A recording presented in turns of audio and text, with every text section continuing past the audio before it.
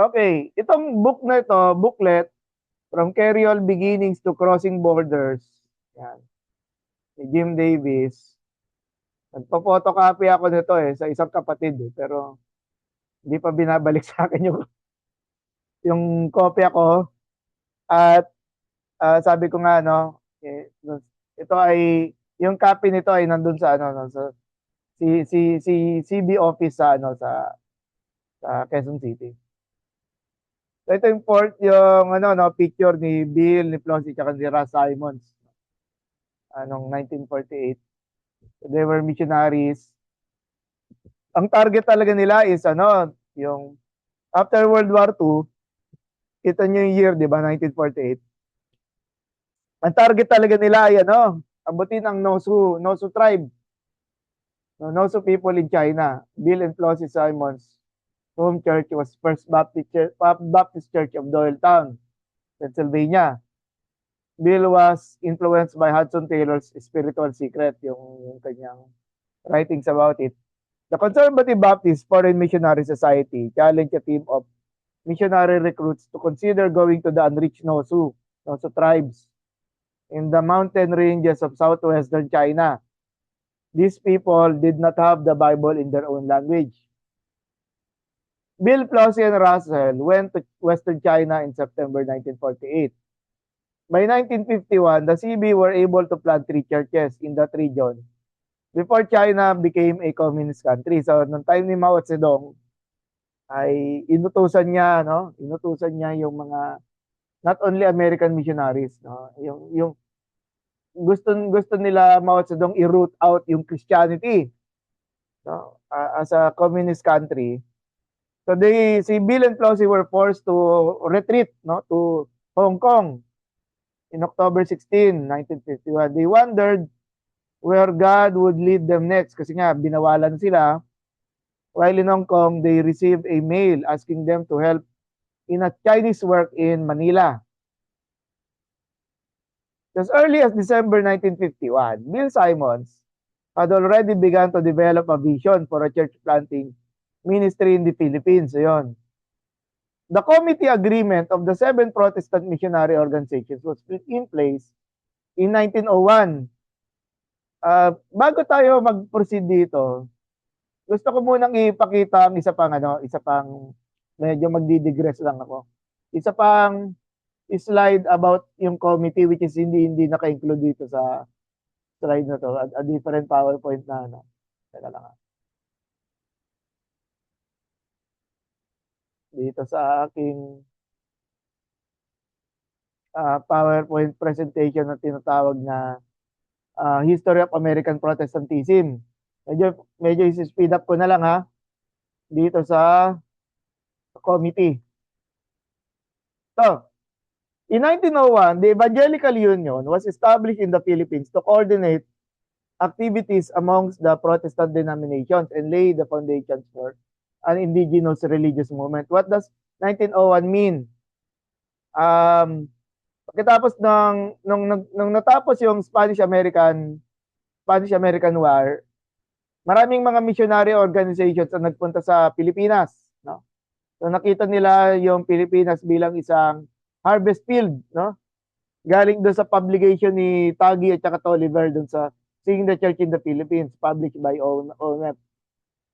No? Pwede ko nang skip to. A number of Protestant missions arrived within a short time. Nandiyan po yung mga Presbyterians, Methodists. Naalala nyo, Northern Baptist pa, no? Kasi after World War II pa yung ano, no, yung umiwala yung ano, yung CB. United Brethren, Disciples of Christ, Protestant Episcopal, Congregationalists, Christian Missionary Alliance or CAMACOP, and then yung mga Seventh-day Adventists din, 1905. So the early missionaries met in a fresh, vigorous, and optimistic atmosphere. Nagkaroon sila ng nag-uusap-usap sila paano nila hatiin yung missionary organization para hindi nag-aaway-away or hindi nagagawa ng miyembro. So, yung mga Methodist, most of lowland Luzon, north of Manila, kasama na po ang Cavite, okay? Kaya po, sa Cavite, marami po tayong mga Unida churches and other Methodist groups, no? Presbyterian sa Southern Tagalog and some parts of the Western Visayas, United Brethren sa Norte, Mountain Province, La Union, Disciples sa Ilocos, Abra, at saka some Tagalog towns, Baptists, some part of Western Visayas. Ito po yung Convention Baptist, okay?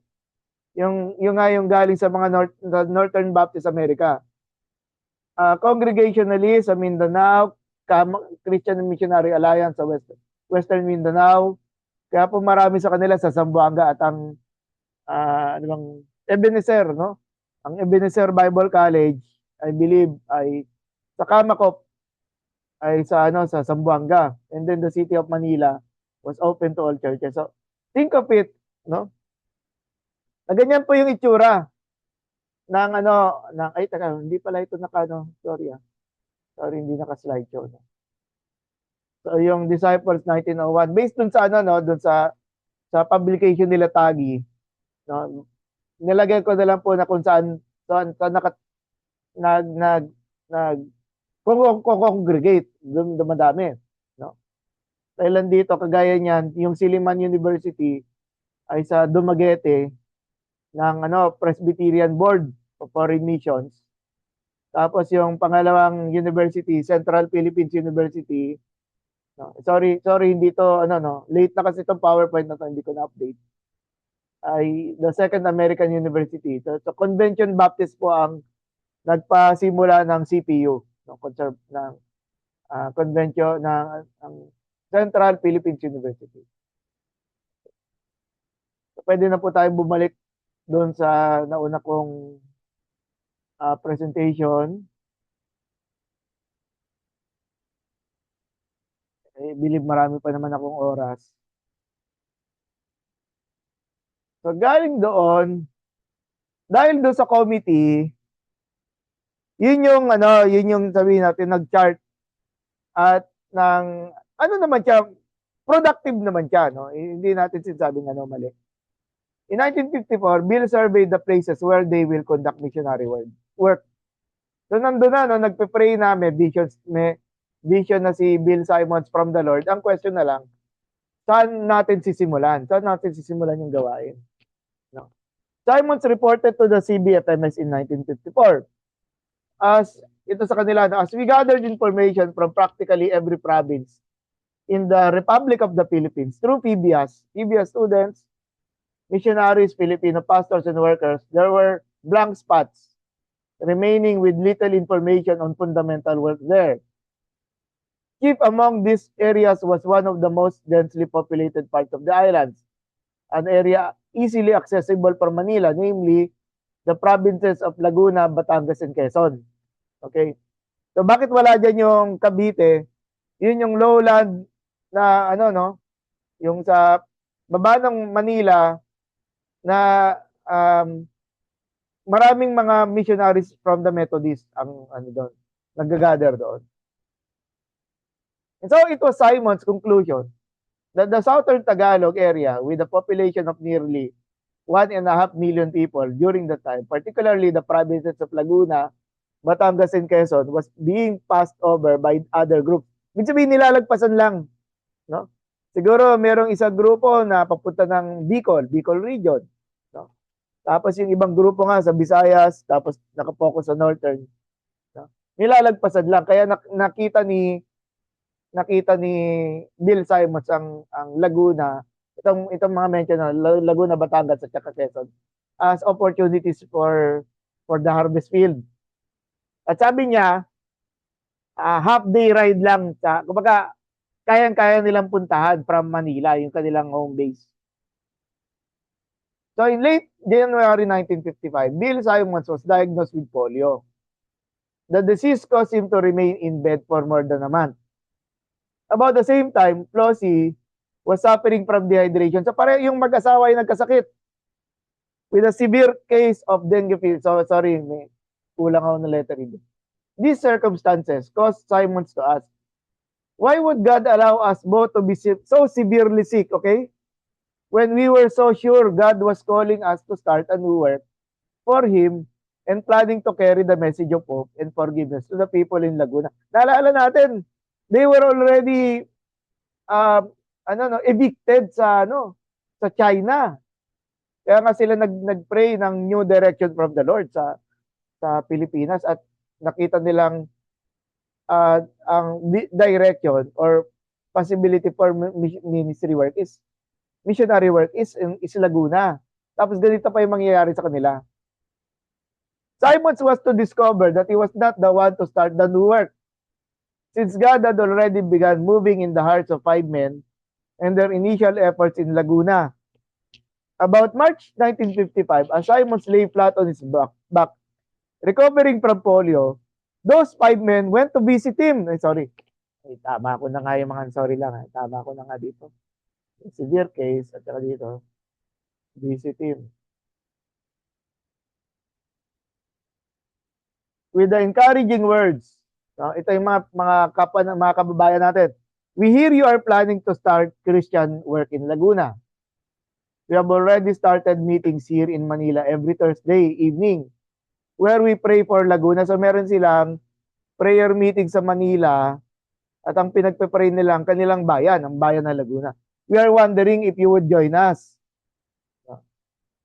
So the 5 Filipinos who have passion for Laguna were as follows. Si Jose Galuego, si Castro Kimba, Esteban Salcedo, si Pelonito Sacapaño, a manager of the CC family, at si Luis Pantoja Sr.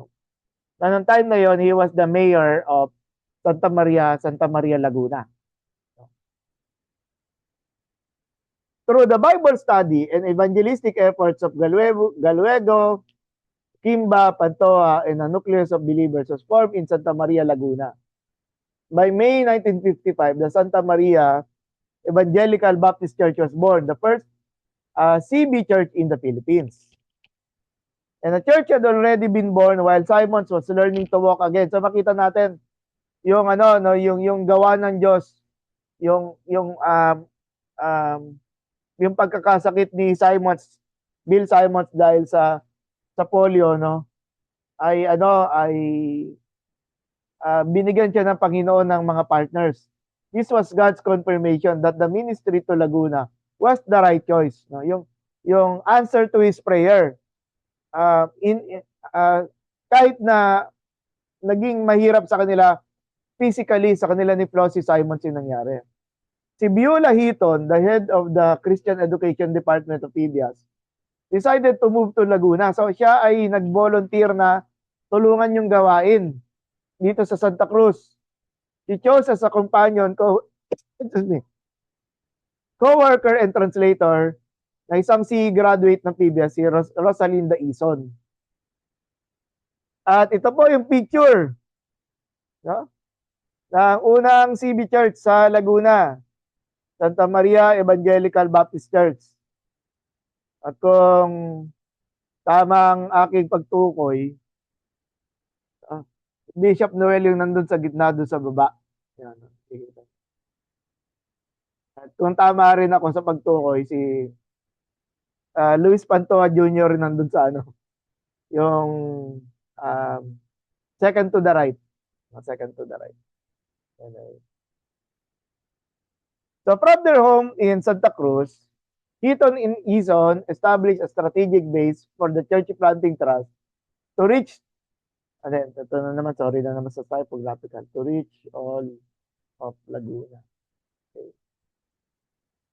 To reach all of Laguna, Batangas, and Quezon. As Simons regained this strength through physical therapy, he began to meet for prayer with the 5 men who had a burden for Laguna. Every weekend, Pantoja, Sacapeño, Galuego, Kimba, Salcedo, of course si Simons na rin, and students from PBS would travel to Santa Cruz to be hosted by Heaton and Ison. From there, on Saturdays and Sundays, they visited many of the towns and barrios of Laguna. So makita natin yung participation ng mga students from PBS sa kanilang house-to-house evangelism sa Laguna and holding evangelistic meetings and Bible studies.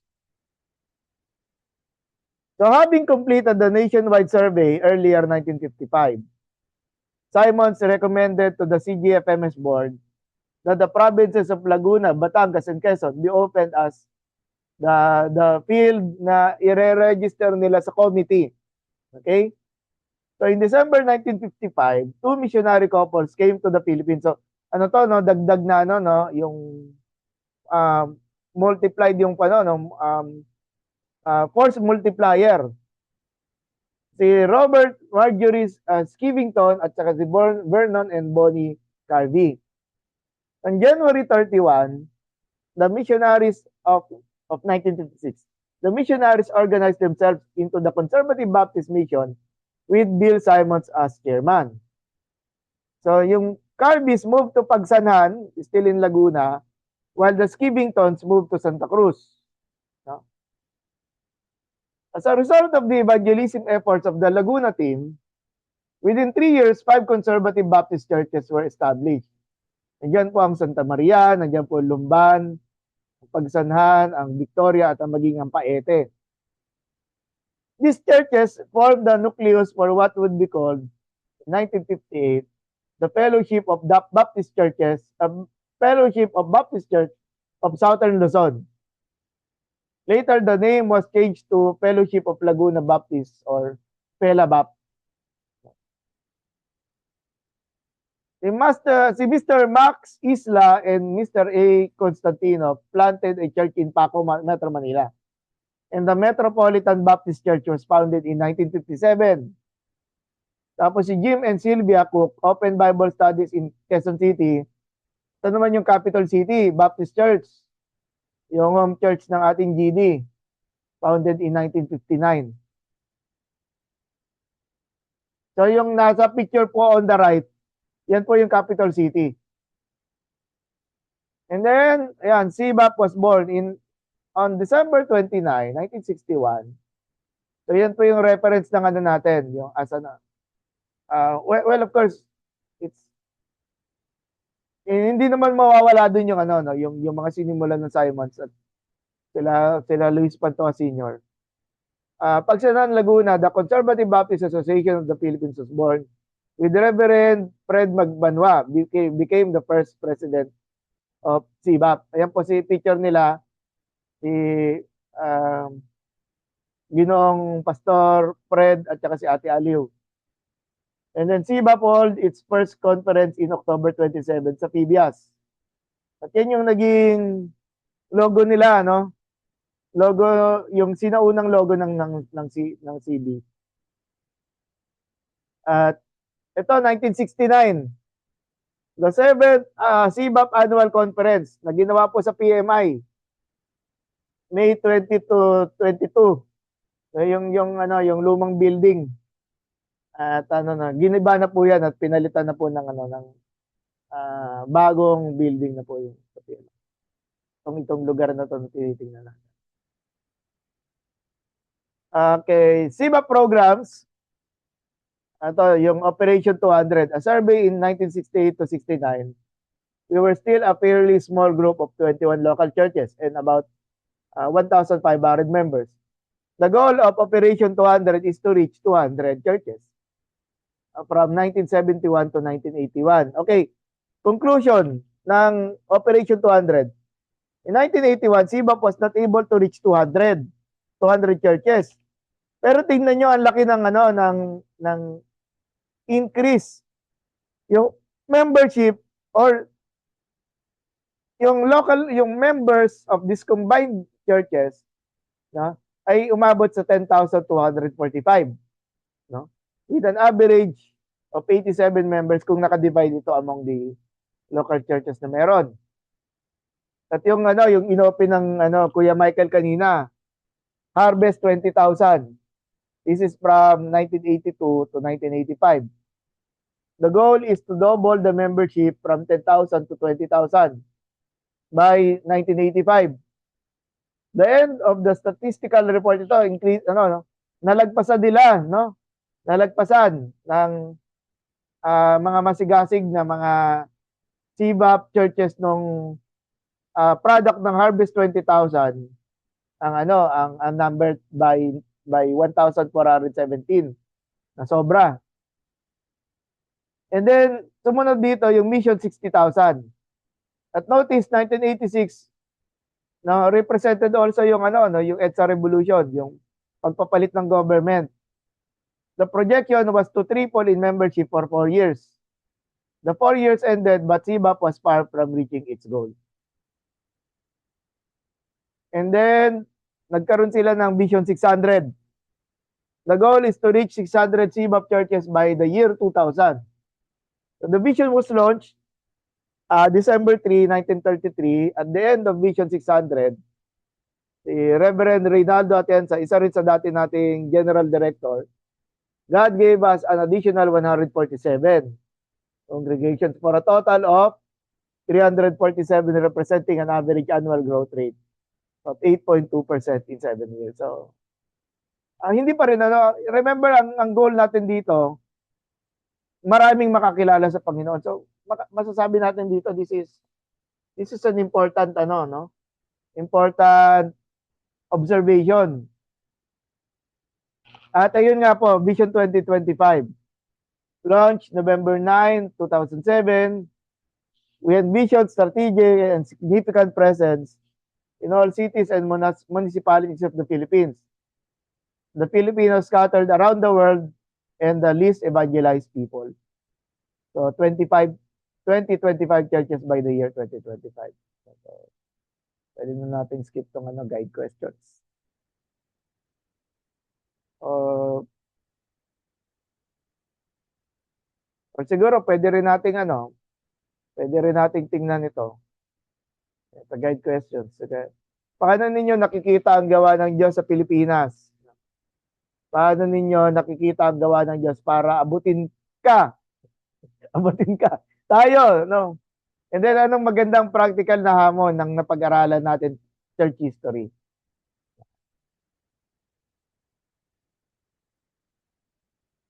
Pwede nyo pong sagutin yung tanong or pwede rin kayong magbigay ng tanong.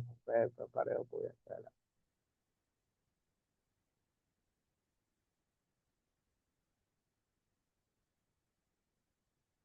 Ayan, nandiyan ang Kuya Ramon. Sige po. Dito ba pa? Kanina po, in-ready po yung question ko sa inyo ba along the process. Sinagot po nung slides. Tatanong ko po sana yung significance ng pinag-aaralan natin ngayon. But it shows me na yung history na pinakita niyo po sa amin is yung pagkilos ng Diyos sa mga ginamit niyang tao, misyonero, upang maabot tayo. At na-appreciate ko po yung history na to kasi nakita ko po yung pagkilos ng Lord sa buhay ng mga taong ginamit niya. Amen. So that we can see yung importance gaya na po nung practical na hamon, yung mga pinapadala po ng Lord, pas napansin ko mag-asawa eh. No? Yes po, yes po. So malaking factor din po yung mga partner natin ngayon sa gawaing pinagagawa ng Lord sa kanyang pagtatayo yung gawain niya dito sa ating bansa at sa iba't ibang bansa po na ating bayan. Tama. So yun po, Bas. Appreciate ko lang po siya. Sinabot na po ng mga slides ko yung significance po nito pinag-aaralan. Opo, salamat po. Good. Sige. Yes, next po si Kuya Mike. Kuya Mike. Opo. Lalo ko pong na-appreciate kasi hindi ko na-realize na talagang ang simula po pala talaga ng mga CBAP mission. Kumbaga, makikita ko natin na mahalaga talaga i-emphasize o buhayin sa mga kasama natin sa simbahan na talagang tayo missionary yung nagsimula at dapat ipagpatuloy natin yung original na plan ng Panginoon. Kaya natatag yung CBAP sa Pilipinas. Yun lang po. Kailangan natin bumalik doon sa ating ugat. Tama po. Opo. Ganda. Thank you, Kuya Mike. So, yung iba pa po.